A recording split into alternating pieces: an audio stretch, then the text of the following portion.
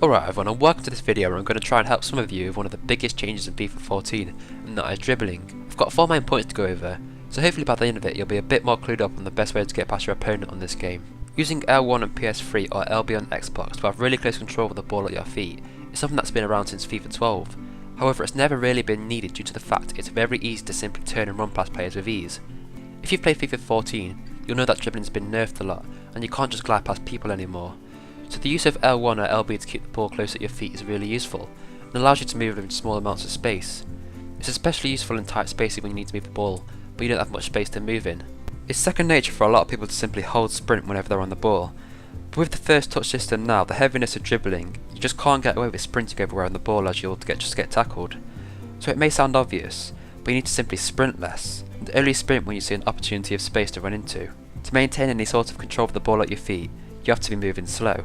The slower you move, the more control you have and the more you can do. To benefit from this best, you just turn analog sprint on, which you can do by going into Customize FIFA, Controls, and then simply turning it on. Turning analog sprint on means you can run faster than jogging pace, but not sprint at full pelt, which allows you to move at the appropriate speed that you want. Once again, this is another thing that you may have used in previous FIFAs. If you hold down L2 and R2 on the PS3, or LT and RT in the Xbox, then use the left analog stick to move forwards, backwards and side to side, your player will move the ball between his feet. You can then surprise your opponent by holding the sprint button and flicking the right analog stick and shooting off in another direction. It's not easy to do, and it is only really effective with players who have good dribbling and high speed, but when it's done right it can really leave your opponent for dead. This point is self-explanatory, but it's still important. Making a 360 degree turn is going to be a lot slower than making a small 10 to 20 degree turn. Generally speaking, the higher the angle of the turn, the slower it is to execute. Try to stick to turns below 90 degrees for the most success.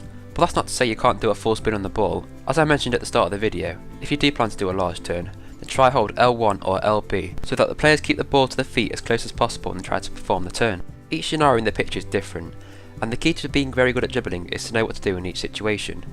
That only comes with practice, but knowing a few of these tips should make it easy for you to know what to do when, say, using close dribbling, or whether to use the triggers to burst into space. Now, I'm not going to pretend that you'll be a master of dribbling after these tips.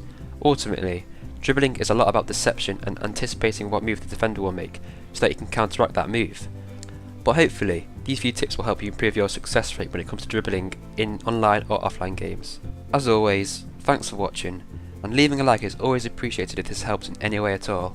I'm going to be doing more of these quick tip videos for various things across FIFA 14, so feel free to subscribe to stay up to date with all of them when they come out.